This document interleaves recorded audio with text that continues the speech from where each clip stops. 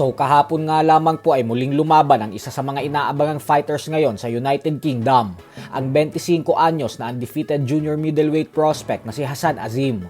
Dito ay nakatapat niya ang pinakamalakas na kalaban niya sa kanyang batang karera na si Jack Martin. May record na 10 wins with 4 knockouts at 2 talo lamang.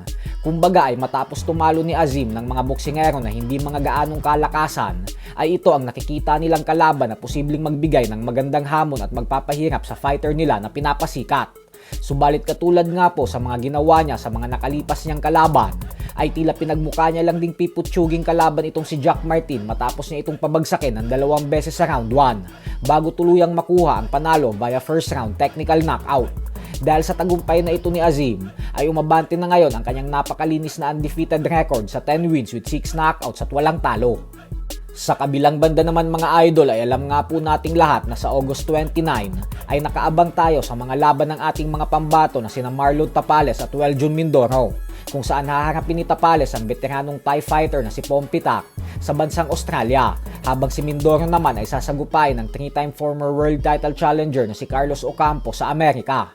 Subalit isang linggo nga po bago ang laban ng dalawa, ay tila may kaabang-abang din po tayong boxing event na gaganapin sa General Santos City sa ilalim ng Sanman Boxing Promotions. At dito nga po ay lalaban ang mga Pinoy former world title challenger na sina Gio Santissima at Jason Mama. Bukod dyan ay dadayo din sa event na ito para lumaban ang tinalo ni General Casimero via knockout nitong buwan ng Disyembre lamang na si Tommy Sukochi. Kaya abangan din po natin yan.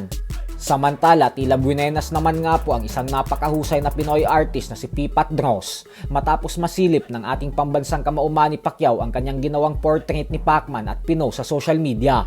Dito po kasi ay nag-iwan ng komento si Pacquiao matapos itong mapahanga sa gawa ng nasabing artist.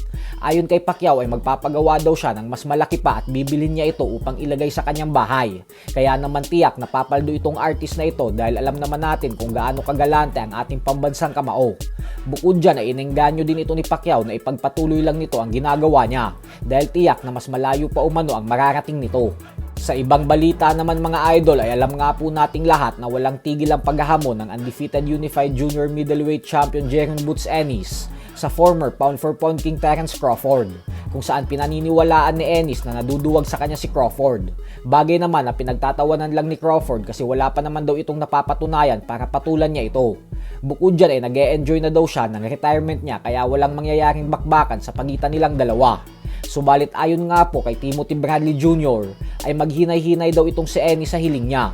Dahil kapag nabanas daw itong si Crawford at pinatulan si Ennis, ay tiyak umano na may kalalagyan ito at masisira ang karera nito sa kamay ni Crawford. Nakita na daw kasi nating lahat kung paano nasaktan si Ennis kay Sander Sayas kaya easy work at easy knockout win lang daw ito para kay Crawford.